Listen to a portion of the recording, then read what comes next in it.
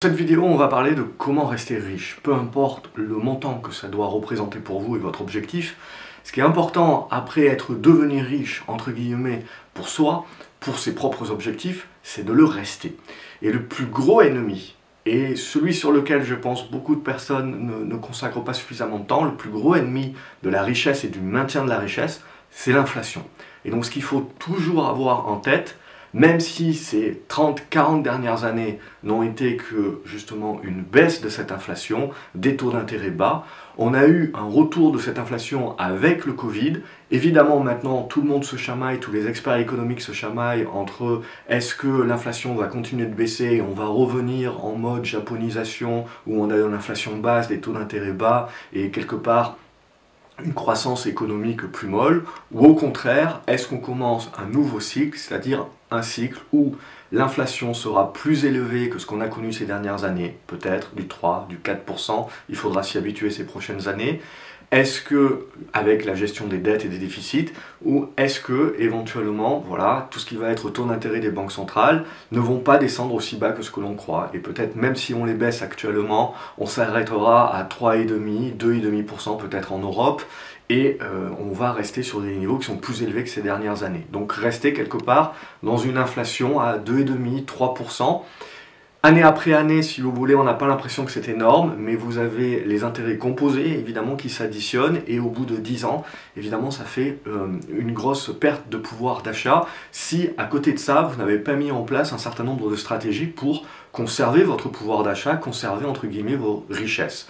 Donc évidemment, le premier point auquel on va penser, ça va être l'immobilier. L'immobilier permet en règle générale de protéger et de suivre l'inflation.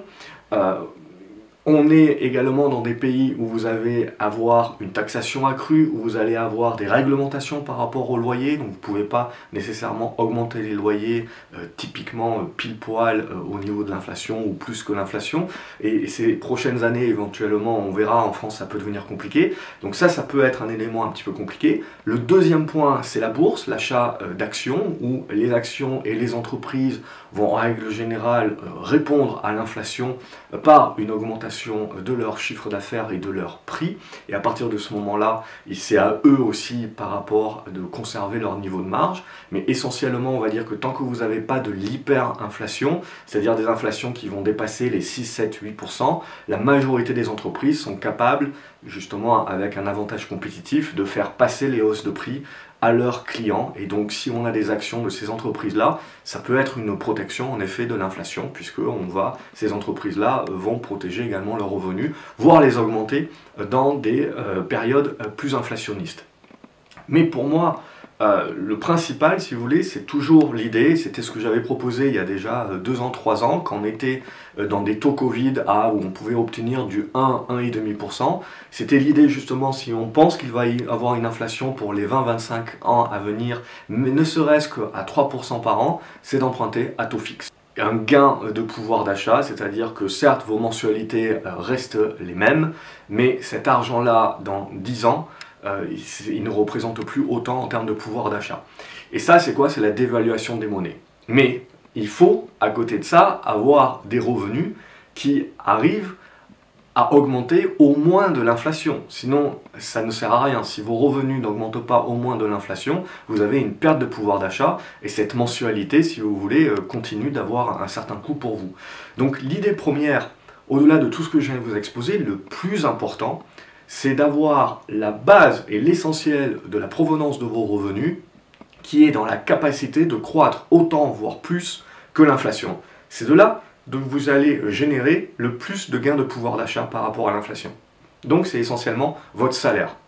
Que vous soyez entrepreneur ou que vous soyez salarié. La majorité des gens sont salariés et beaucoup de gens se diront moi éventuellement j'arrive pas à avoir des augmentations. Donc c'est ça que vous devez travailler. L'idée c'est pas de se dire moi dans mon boulot j'arrive pas à avoir les augmentations et donc j'ai une perte de pouvoir d'achat. Donc il va falloir soit étudier, reprendre les études, faire quelque chose d'autre pour changer d'entreprise peut-être, aller chez le compétiteur. Le but c'est de trouver des entreprises justement avec des plans qui vous permettent au minimum d'avoir des augmentations salariales récurrentes qui vous permettent de ne pas perdre de pouvoir d'achat par rapport à l'inflation. C'est ça le biais crucial, et c'est ça ce vers quoi tout le monde doit éventuellement travailler justement.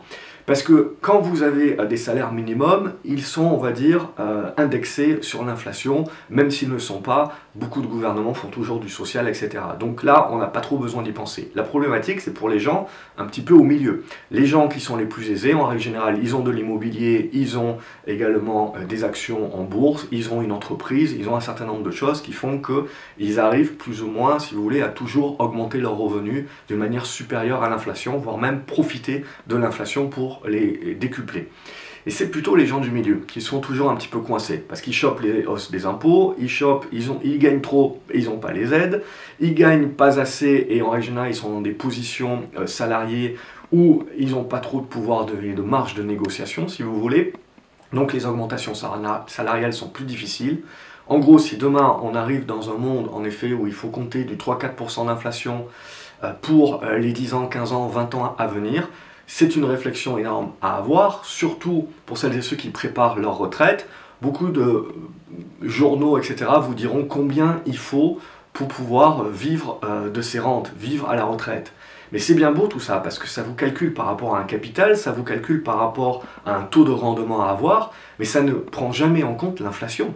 Si vous calculez tout vis-à-vis d'un taux de rendement à 3 à 4% par an, mais que vous avez une inflation à 4%, en taux réel, vous êtes à 0% de progression de votre capital. Donc vous allez grignoter votre capital de manière plus importante, puisque les 300 000 € que vous pensez être suffisants pour votre retraite, dans 10 ans, dans 15 ans, éventuellement, ils ont un pouvoir d'achat qui est 2 fois moindre par rapport à l'actuel. Je prends l'exemple un petit peu plus extrême, mais on ne sait pas de quoi l'avenir est fait. Donc ce qui est important, si vous voulez, c'est de se préparer. Vous avez toutes ces idées également pour prendre sa retraite le plus tôt et le plus jeune possible.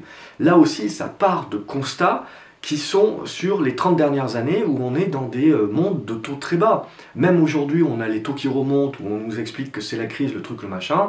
On est à 3-4% au niveau des taux à 10 ans. C'est des taux qui sont plus hauts que ce qu'on avait connu et qui nous font revenir en arrière pour certains pays de 10 ans.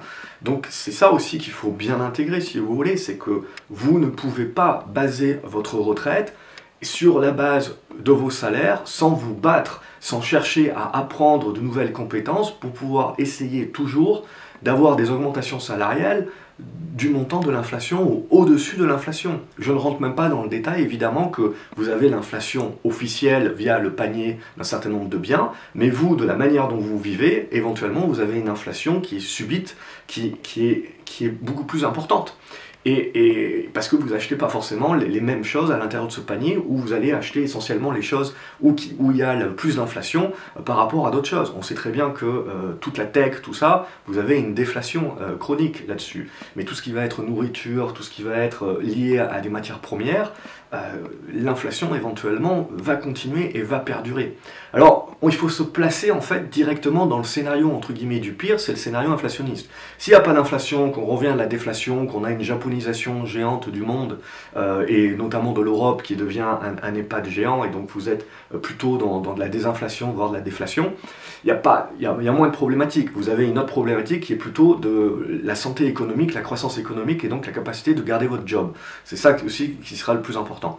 Mais je pense que si on est à 10 ans, 15 ans de la retraite et qu'on est en train de la préparer, il faut éviter de partir sur des postulats avec des inflations basses, voire de ne pas du tout prendre en compte l'inflation. Et malheureusement, il y a beaucoup de gens qui ne prennent pas du tout en compte l'inflation. Prenez en compte l'inflation, prenez en compte est-ce que mon plan fonctionne si j'ai une inflation de 3-4% sur les prochaines années. C'est quand même assez probable. Et si je commence à avoir des inflations de 6-7, c'est beaucoup moins probable, mais ça peut avoir un impact beaucoup plus critique par rapport au moment où vous allez décider d'arrêter de travailler. Et donc pour certaines personnes qui arrêtent de travailler maintenant, éventuellement dans 10 ans, elles se rendront compte qu'elles se sont plantées dans les calculs parce qu'elles n'ont pas pris en compte l'inflation. Donc pour vous protéger de l'inflation, au-delà de tous les placements qu'il faut faire, au-delà du capital de base qu'il faut avoir, il faut également toujours penser qu'il y a cette partie travail, que ce travail provienne d'une activité entrepreneuriale ou d'une activité salariée, où votre objectif, au-delà de la volonté de croître, etc., doit au minimum toujours être du niveau de l'inflation. Et si ce n'est pas possible, si vous êtes coincé, eh ben, c'est essayer justement, plutôt que de se dire c'est pas possible, comme je le vois venir dans les commentaires, c'est d'essayer d'apprendre des nouvelles compétences, des nouvelles capacités qui peuvent nous permettre, ou de changer de boîte, qui peut nous permettre d'être dans des boîtes qui vont justement avoir, on va dire, une politique salariale qui est beaucoup plus intéressante, beaucoup plus engageante pour les salariés, avec une redistribution des richesses qui est beaucoup plus intéressante. Donc ça, c'est également quelque chose, ce vers quoi je pense qu'il faut tendre et qu'il faut pousser et qu'il ne faut absolument pas perdre de vue. Je vous laisse me dire ce que vous en pensez dans les commentaires, vous abonner à la chaîne pour d'autres vidéos, et je vous retrouve dans les commentaires pour lire ce que vous avez à me dire, quelles sont vos pensées par rapport à ça, et comment vous, éventuellement, vous préparez à cette inflation potentielle, à votre retraite potentielle, comment vous la préparez? Est-ce que vous intégrez cette inflation? Si oui, combien? Et comment vous vous préparez un petit peu pour intégrer tout ça?